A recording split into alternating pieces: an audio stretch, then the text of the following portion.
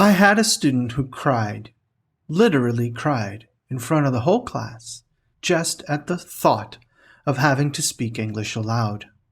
I had just taken over high school English program at a school proud enough of its own name that they have recently swapped colégio for school to sound more international.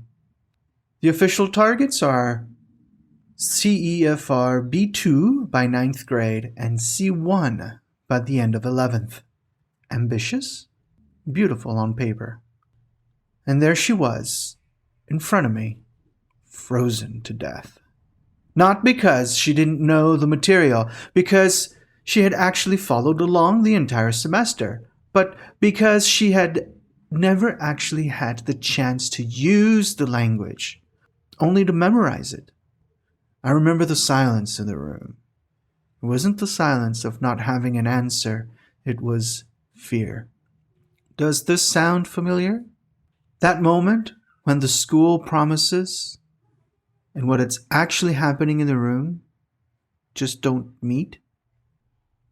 Pedagotech, Episode 8.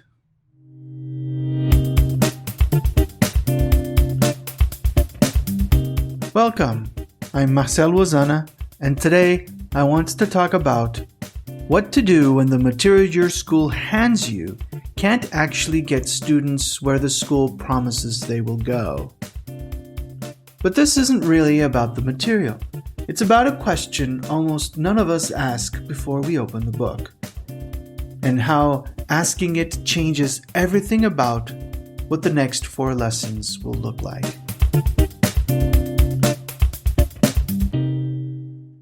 Let me tell you how this actually happens to me, because it started long before I had a name for what I ended up doing.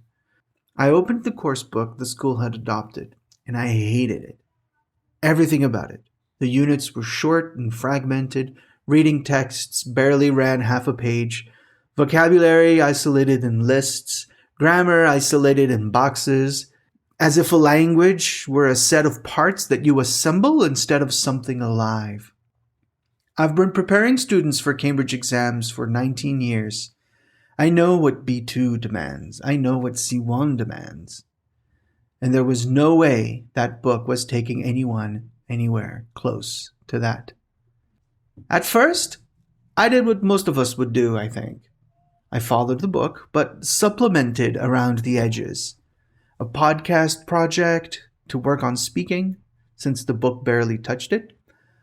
A longer reading here, a more demanding writing task there.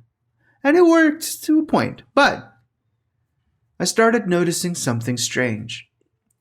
I was building a parallel course. The book kept following its own logic, and I was stitching things on from the outside. It felt like constant patchwork, no real direction. That's when I decided to flip the whole thing.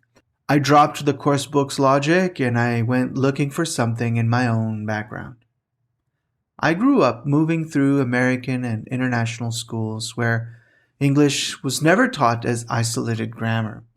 It was always built on top of literature. So I decided to build, for high school, a trajectory based on short stories.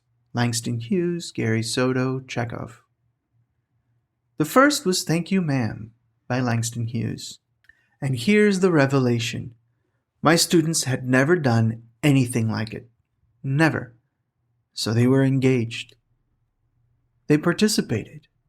They worked to share what they understood in a way that I hadn't seen since I took over those classes. But at the same time, it exposed exactly how much was missing. Vocabulary, sentence structures, reading strategies. The repertoire to actually back up an opinion in writing. I walked away from that first experience with a question that I wasn't expecting. Okay, fine. It worked emotionally. It engaged them.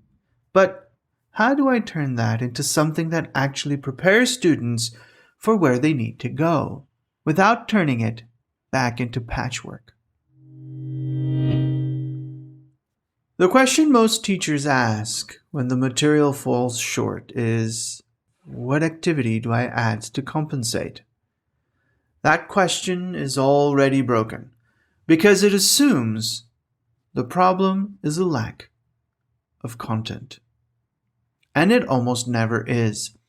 What I discovered looking back at my own decisions to swap the course book for short stories is that I had skipped a step. And it's a step almost every teacher skips because our entire training points us the other way. So layer 1, the surface problem. We confuse content with objective. We're going to work on the short story, thank you ma'am, isn't an objective, it's a topic. A real objective has an observable verb inside it. What the student will be able to do that they couldn't do before. Layer 2, the hidden dynamic. When I decided to teach that story, what I actually wanted wasn't for students to read a story. What I wanted was for them to sustain an inferential reading, to understand what the text implies, not just what it says, and then defend that reading and writing with proper structure and register, and that's a different thing. Students will enjoy the story. That doesn't convert into anything measurable. Students will identify the shift in Roger's attitude and support that reading with textual evidence. Now that does. And that's exactly where things shifted for me. I had always been writing the test after teaching the lessons, looking backwards at whatever I had gotten through. The name for what I had skipped is backward design. The logic is simple to explain and hard to put in practice, but basically, first you decide what the students will be able to do at the end. Then you design the assessment that proves it. Only after, do you plan the lessons that get them there. Which brings us to layer 3, the design principle. And here's what really got me. Backward design is fractal. It works at the scale of a 3-year program, and it works at the scale of a single 4-lesson unit. This week, even if you have zero autonomy over your school's coursebook. For thank you ma'am, that became a 4-part cycle, an activation lesson, before students even read a whole story.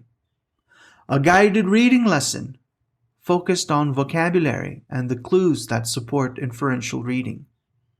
A consolidation lesson, working directly on the kinds of tasks that would appear in the assessments. And a final writing task, with the rubric handed out ahead of time. Notice what this doesn't require. Swapping out the entire coursebook. If your school uses a commercial series and you have no power to replace it, that same 4-part cycle can run in parallel, 1 unit at a time, using the adopted material as a resource among others, not as the script that dictates everything. Backward design doesn't ask where the content comes from. It asks where it's actually taking your students. And for anyone thinking in terms of Cambridge or any standardized exam, this isn't a detour from exam prep. It's the roads to it. A multiple choice question that demands inference rather than simple information location. A piece of writing that defends a point of view with real organization. Those are exactly the skills backward design forces you to name before you plan lesson 1. I'm not suggesting this is simple. It isn't. Writing the assessment before planning the lesson demands a kind of discipline that runs against almost everything we are trained to do. And I still don't know how this experiment with short stories is going to turn out. I've only done the one so far. But here's the shift. Instead of thinking of the course book as something fixed you either follow or abandon. You start thinking of a language experience as something you design. A short story, or the unit, or the product, or the project isn't the destination. It's the starting point.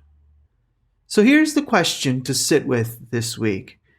If, before opening your next unit, you had to write a sentence with an observable verb describing what your students will be able to do by the end, what would change? Thanks for listening. If this resonated, I'd love to know what it brings up for you, what it makes you want to revisit in your own planning. Because I think the real work starts when the episode ends and you're standing in front of your group on a Tuesday morning. Subscribe to pedagotechenglish.substack.com for more. See you next time.